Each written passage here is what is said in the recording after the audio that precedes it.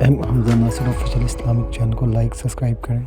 حضور کے کمالات جس کو سارے جانتے ہیں، انگلی اٹھی اور چاند کے ٹکڑے ہو گئے، سورج پلٹ کے اثر کے وقت پہ آیا اور سڑیاں کھجوراں اگا جاندا ہے اور پتھراں نو کلمے پڑھا جاندا ہے، قطرے کو سمندر ذرے کو ستارہ کرتے ہیں، کونین کو خم آ جاتا ہے جب زلف سوارا کرتا ہے۔ سبحان اللہ۔ یہ کہا جاتا ہے کہ نبی کے چاہنے سے کچھ نہیں ہوتا، میں کہتا ہوں نبی چاہ لے خدا قبلے بدل دیتا ہے۔ بنو سلمہ کی مسجد ہے، ظہر کی نماز ہے، 2 رکعتیں ابھی پڑھی گئی تھی، 2 رکعتیں ابھی باقی تھی کہ خاطر آتر میں بات آئی کہ قبلہ بدل جائے تو کیا ہو، فوراً ہی طائر سدرہ نشین حاضر ہو گئے اور کہا قد نرا تقلب وجهک فی السماء فلنولینک قبلۃ ترضاها۔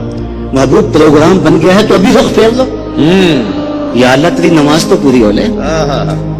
چونکہ ہم نے تو نماز کا وقت بھی بدلنا ہو تو 1 دن پہلے بتاتے ہیں، کل سے نماز ظہر 2:15 بجے ہوگی، اگر اسی دن بدل دیں لوگ تو گلے کو آئیں گے، ہم تو آئے ہیں 2 بجے کے حساب سے، اب 15 منٹ اور انتظار کریں۔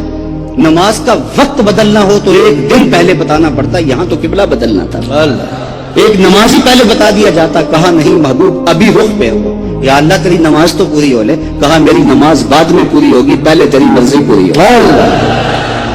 کوئی حد ہے ان کے عروج کی، بلغ العلا کمال، فرمایا شفاعتی لأہل الکبائر من امتی، میں امت کے بڑے بڑے گناہ گاروں کی سفارش کروں گا۔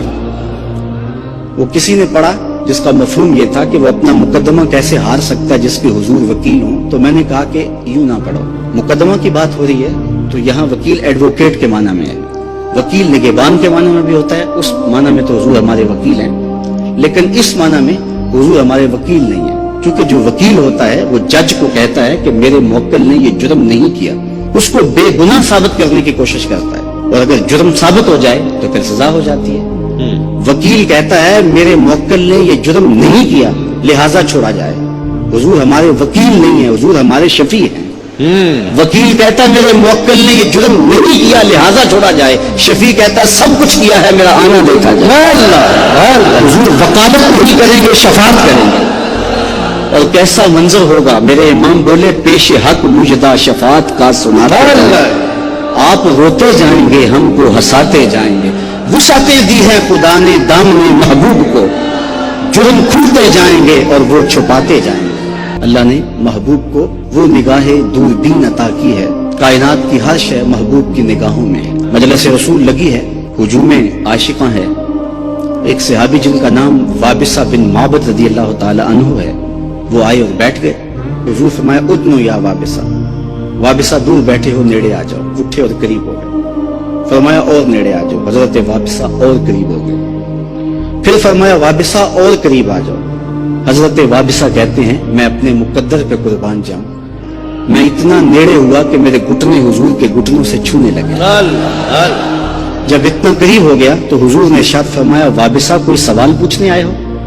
میں نے کہا جی حضور میں سوال پوچھنے آیا ہوں۔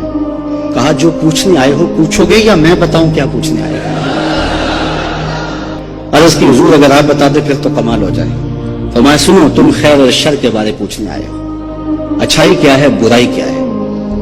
حضور یہی میرا سوال تھا۔ کہا اس کا جواب مجھ سے لینا یا اپنے آپ سے لینا؟ عرض کی جواب آتا ہوتا تو سوال ہی کیوں بنتا؟ حضور نے 3 انگلیوں کو جوڑ کے حضرت وابصہ کے دل والی جگہ پہ مارا اور فرمایا استفت من قلبک، یہ اندر ہی مفتی بیٹھا اسے پوچھ لے، یہی بتا دے گا خیر کیا ہے اور یہی بتا دے گا شر کیا ہے۔ محبوب وہ ہیں جو خدا کے بھی محبوب ہیں، اپنا معیار زمانے سے جدا رکھتے ہیں، ہم تو محبوب بھی محبوب خدا رکھتے ہیں۔ کیا حضرت ابو ہریرہ رضی اللہ تعالیٰ عنہ اس جمال جہاں آرا کے وصف کو بیان کرتے ہوئے کہتے ہیں کیا پوچھتے ہو، 14ویں رات کا چمکتا ہوا چاند تھا حضور کا چہرہ، پھر کہتے ہیں نہیں نہیں حضور جیسا نہ پہلے دیکھا نہ بعد میں دیکھا۔ حضرت حسان بن ثابت پاس کھڑے تھے، کہا دیکھتے کیسے، کسی ماں نے جنم دیا ہوتا تو دیکھتے۔ روایت کرتے ہیں حضرت جابر بن سمرہ رضی اللہ تعالیٰ عنہ کہتے ہیں لیلۃ الادھیان تھی، 14ویں رات کا چاند چمک رہا تھا اور پوری آبوتاب کے ساتھ دمک رہا تھا، اور حضور لال دھاری دار چادر اوڑے جلوہ فراز تھے، میں کبھی حضور کو دیکھوں کبھی چاند کو دیکھوں، فائزہ ہوا احسن عندی من القمر، پھر میں نے فیصلہ کیا چاند نہیں میرے حضور ہی سونے ہیں۔ چہرے کا حسن تو چہرے کا حسن رہا۔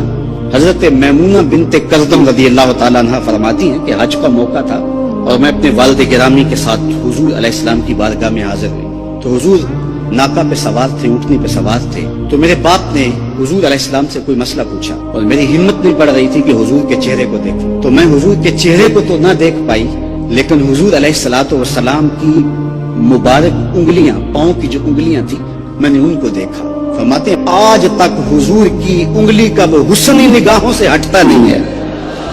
यार जिसके कदम इतने सोने हैं उसका चेहरा कितना सोना होगा।